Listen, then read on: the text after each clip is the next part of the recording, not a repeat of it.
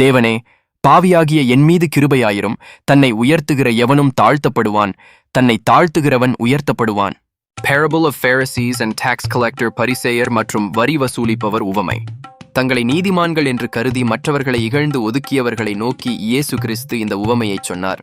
2 மனிதர்கள் ஜெபம் செய்வதற்காக தேவாலயத்திற்குச் சென்றார்கள். ஒருவர் பரிசேயர், மற்றொருவர் ஆயக்காரர். பரிசேயர் நிமிர்ந்து நின்று, கடவுளே, நான் மற்றவர்களைப் போல கொள்ளைக்காரனோ, அநீதியாளனோ, விபச்சாரகாரனோ அல்லது இந்த வரி வசூலிப்பவரை போன்றவனோ அல்லாததால் உமக்கு நன்றி கூறுகிறேன்.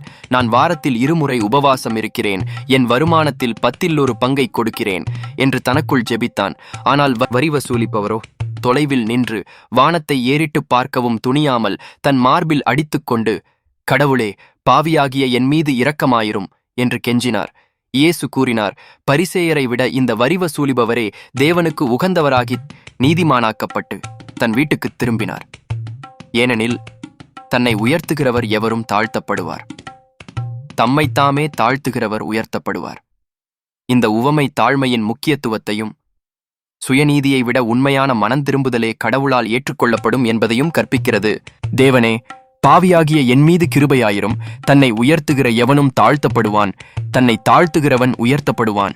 Parable of Pharisees and tax collector. பரிசேயர் மற்றும் வரி வசூலிப்பவர் உவமை.